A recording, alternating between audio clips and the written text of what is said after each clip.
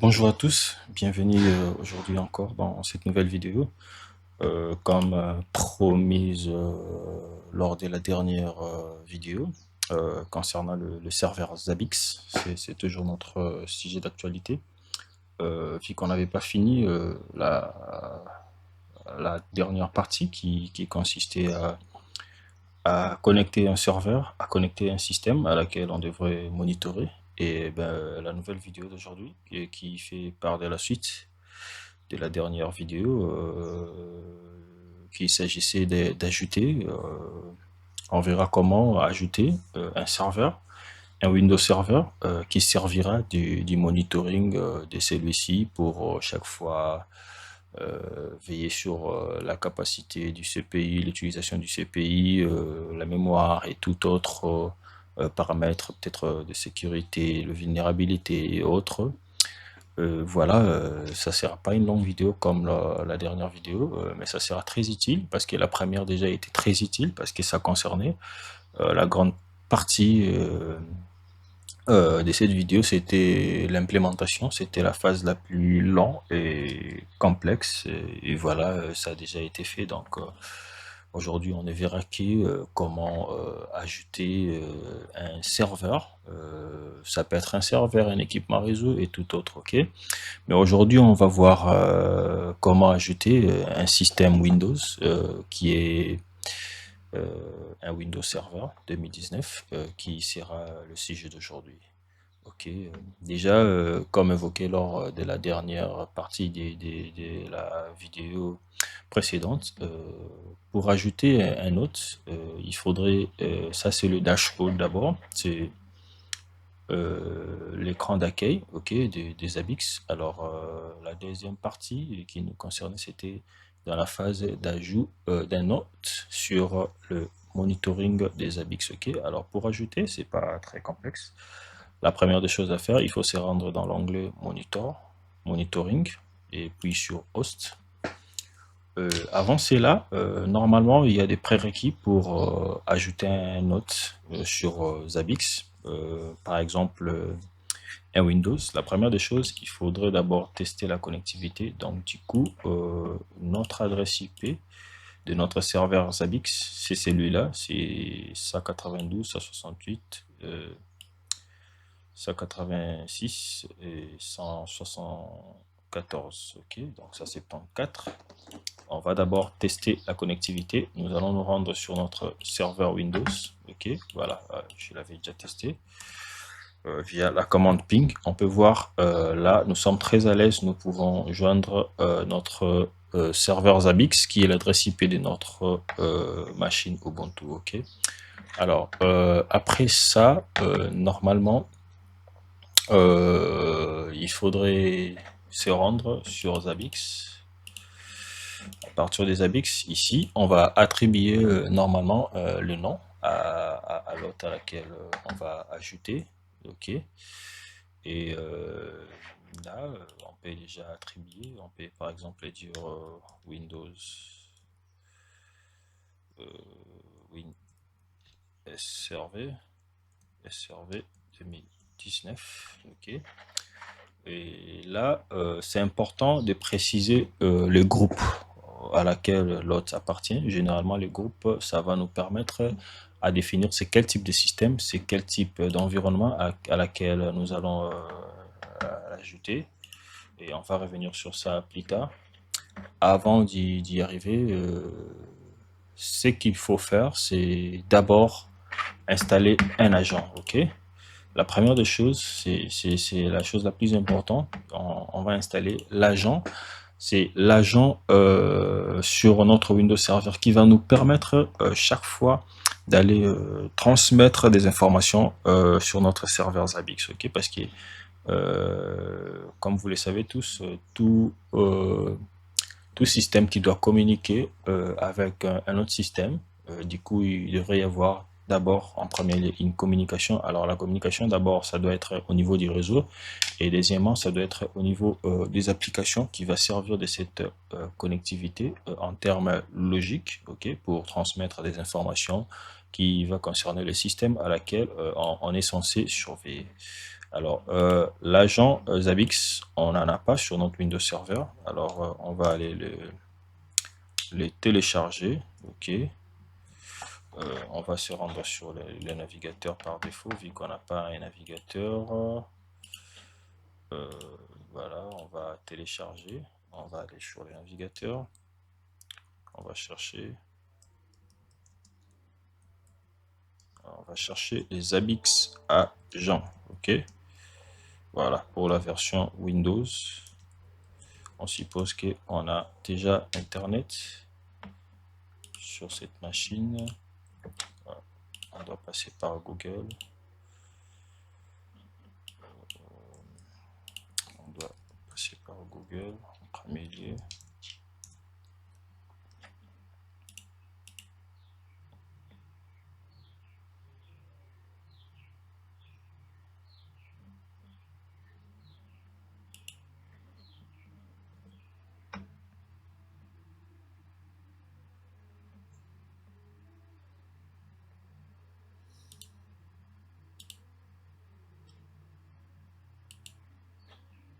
Voilà.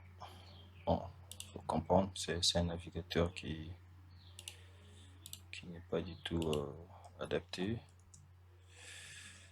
Ça va un peu nous déranger là.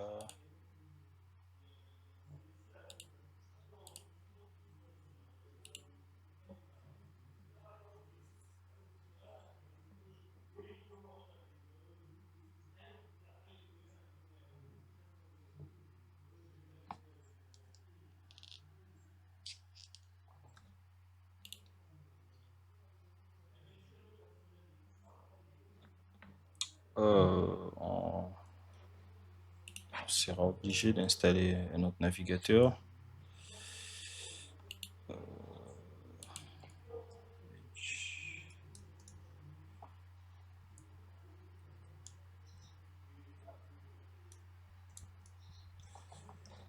On va chercher un autre navigateur qui nous sera très utile.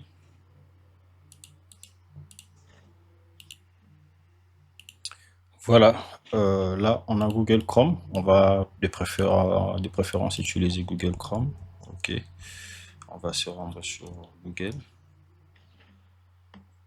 Et à partir de Google, on va lui dire que nous avons besoin de Zabbix agent à version Windows. OK. Voilà. J'espère qu'on va ajouter download pour lui dire qu'on va télécharger. Voilà. Là, on peut prendre le premier lien, Zabbix download agent Zabbix. Voilà, là, vous allez voir, il va nous proposer les différentes versions. Il y a la version MSI, la version serveur 2016 et plus. Donc, on peut prendre serveur 2016 ou plus, parce que nous, on est à la version 2019. Et là, nous avons la version MSI. Voilà, la toute dernière version, c'est la version 7.4.6. Et on va la télécharger. On va cliquer sur Download pour lancer le téléchargement. Et du coup, le téléchargement est là. Voilà. Je pense qu'il s'est téléchargé. On va accéder au dossier de téléchargement et on va double-cliquer pour l'installer. On va installer les Zabbix agents suivants. On accepte les termes et conditions suivants. On laisse les autres paramètres par défaut suivants. Voilà. Et ici, voilà, on n'a pas changé notre hostname par défaut. Du coup, ça sera le hostname qui, du coup, Zabbix serveur va reconnaître. Mais c'est important de le changer avant d'installer la version agent. OK. Là, on va définir le serveur Zabbix, l'IP de notre adresse, de notre serveur Zabbix, l'adresse IP de notre serveur Zabbix. On peut toujours aller le revoir sur notre terminal. Voilà, c'est l'adresse qui est là. Voilà, on peut le copier si on veut. Et voilà, là on revient sur Zabbix. On va coller l'adresse IP. Voilà, le numéro de port des Zabbix, de l'agent Zabbix, c'est celui-là. Les serveurs proxy, c'est le même adresse IP. Ok, voilà. On va ajouter ces paramètres-là, de location path, et puis on va faire next. Et puis on va installer notre agent Zabbix. Voilà, dès que celui-ci termine, c'est très important d'aller vérifier les services des Zabbix si ça tourne comme il se doit sur notre système. Et là, on va se rendre sur la fenêtre exécutée en tapant Windows R et puis on va écrire services.msi. Ok, voilà, c'est juste pour lancer le paramètre du service. Et on va chercher Zabbix. Ok, voilà, Zabbix agent. Si ce n'est pas encore démarré, vous pouvez le démarrer. Et on peut forcer son démarrage ou soit le redémarrer pour s'assurer que le service Zabbix, voilà, il est en running déjà. Ok, dès qu'on est rassuré que le service Zabbix est déjà running sur notre serveur, c'est la phase la plus importante. Ok, maintenant la deuxième étape, ça sera de se rendre sur notre Zabbix serveur. C'est ici qu'on était.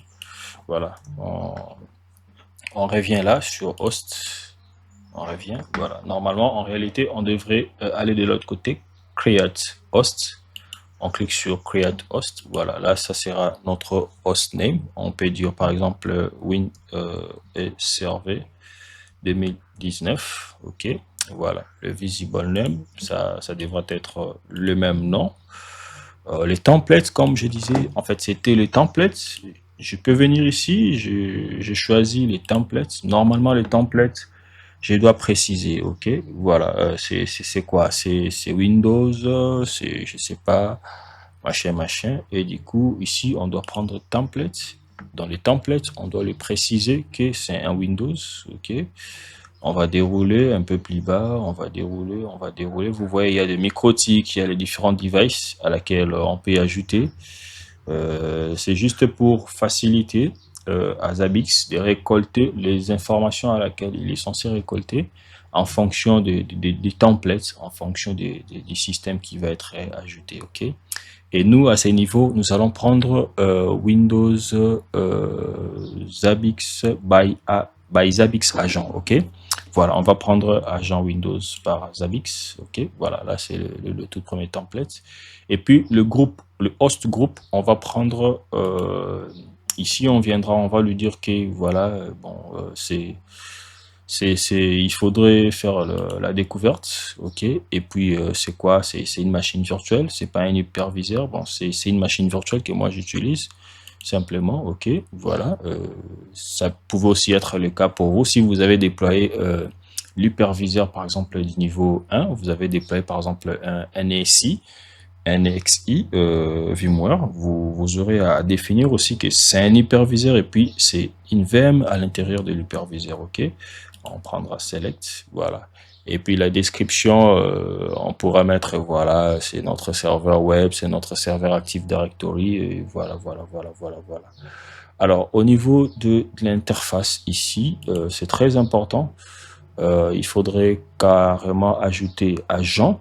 C'est pour ajouter notre host, ok. Les paramètres TCP/IP. Il faudrait choisir agent et agent ici. On mettra l'adresse IP de notre Windows Server. On peut revenir là sur notre Windows Server. On fait ipconfig rapidement. Voilà. Et là, nous avons l'adresse IP de notre serveur Windows. Ok.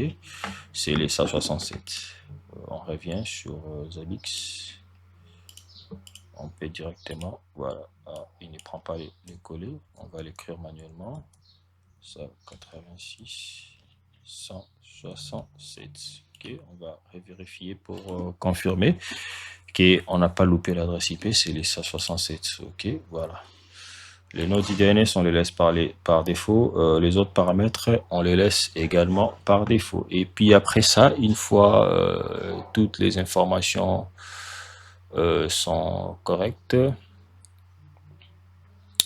une fois que toutes les informations sont correctes, on va venir sur Add. Voilà, là on vient de l'ajouter. Ok, voilà. Une fois qu'on on l'ajoute, et du coup on va remarquer que notre host est bien là ajouté, mais le temps peut-être s'échanger les informations. On va laisser un tout petit peu du temps à Zabbix d'aller lui contacter, le temps peut-être de communiquer les premières informations. Voilà, là, vous allez remarquer que là sur l'onglet, sur la colonne Availability, vous allez voir que notre serveur Zabbix est bien connecté. Si c'est en grise, si c'est grillé, vous allez remarquer que ça veut dire simplement que notre serveur Zabbix ne s'est pas encore communiqué avec l'autre. Ok. Là, automatiquement, nous pouvons comprendre que notre serveur Windows 2019 est bien connecté à Zabbix. Donc, ce qui fait que, du coup, le monitoring de notre serveur est bel et bien connecté. Ok, voilà. Et puis, voilà, nous pourrons voir facilement les informations de notre serveur. Là, nous pouvons voir que notre serveur Zabbix est bel et bien connecté. Et du coup, si nous cliquons sur notre serveur, voilà. Là, vous pouvez voir, bel et bien, nous pouvons voir dashboard, last data, problème, et tout, dashboard. Voilà, on peut déjà voir les informations concernant notre serveur Windows est disponible. Voilà, on va revenir sur host. On va cliquer sur le serveur. On peut voir last data. Voilà, là nous pouvons voir notre Zabbix commence déjà à récolter les différentes informations. Vous pouvez voir le CPI, la mémoire, les interfaces. Voilà, vous pouvez voir ici à ces niveaux, il y a déjà des différentes data. Ok, with data, without data. Ok, nous pouvons voir les informations concernant les disques, les changements effectués, les modifications. Là, ce sont toutes les logs nécessaires. Ok, et maintenant pour un niveau très avancé des Zabbix, là vous pouvez filtrer les informations sur les disques. Voilà, vous pouvez voir la capacité des disques, le check des disques et autres informations. Donc euh, voilà, c'était un peu la partie monitoring, la partie ajout de nos hosts, ok, des Zabbix. Voilà, donc pour le reste, vous pourrez simplement explorer les autres paramétrages des Zabbix. Là, vous voyez, si je reviens sur mon dashboard, je vais voir normalement all dashboard. Zabbix. Et ça, c'est notre Zabbix au niveau du monitoring. Donc, c'est juste là au niveau du monitoring. C'est à partir de là que vous pourrez chaque fois vérifier. Vous pouvez même faire un ping, ok, pour voir si l'autre elle est toujours joignable au réseau. Déjà, s'il n'est plus connecté, vous allez remarquer que l'availability ici, il sera en rouge ou grisé. Voilà. Il dit que le ping a été effectué à 100%. Ok. Et puis on peut voir 100% à 100% lost. 3 paquets transmis, 0 ici. Bon, peut-être les pings sont bloqués. Très souvent, les pings sont bloqués sur Windows Server, c'est pas un problème, mais au moins quand on voit que l'availability, la disponibilité des Zabbix est en vert, ça veut dire qu'il n'y a pas de problème. Ok, on peut même détecter les systèmes d'exploitation. Voilà, là il faudrait maintenant créer des scripts un peu plus personnalisés, mais sinon notre Windows Server est déjà opérationnel. Donc là on peut voir les graphiques et autres informations. Donc voilà, c'était la deuxième partie de cette vidéo. Je tiens encore à vous dire merci. Voilà, on peut aussi venir là sur Graph Voilà, sur le graphique, on peut voir voilà l'utilisation des disques, l'utilisation du disque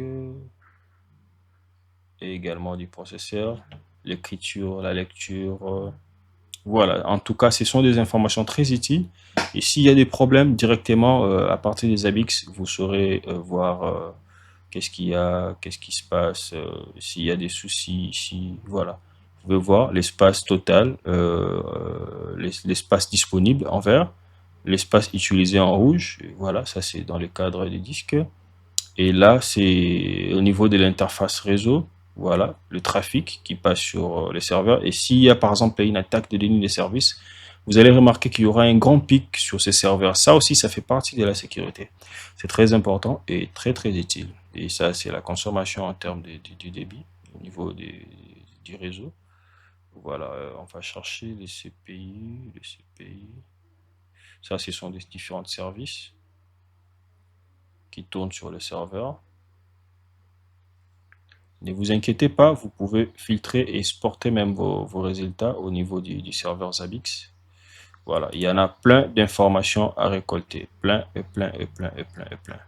Voilà, merci beaucoup pour cette vidéo. La prochaine vidéo, on fera avec vous, ça sera sur la vulnérabilité concernant une version des Zabbix. Ça sera aussi une manière de vous avertir. Pour tous ceux qui utilisent cette version-là, donc il faudrait qu'ils puissent faire la mise à jour de leurs Zabbix ou installer des nouveaux patchs. On va voir la vulnérabilité qui est liée au compte administrateur Zabbix dans la version 5.4. Et pour la vidéo d'aujourd'hui, j'ai dit et je vous remercie.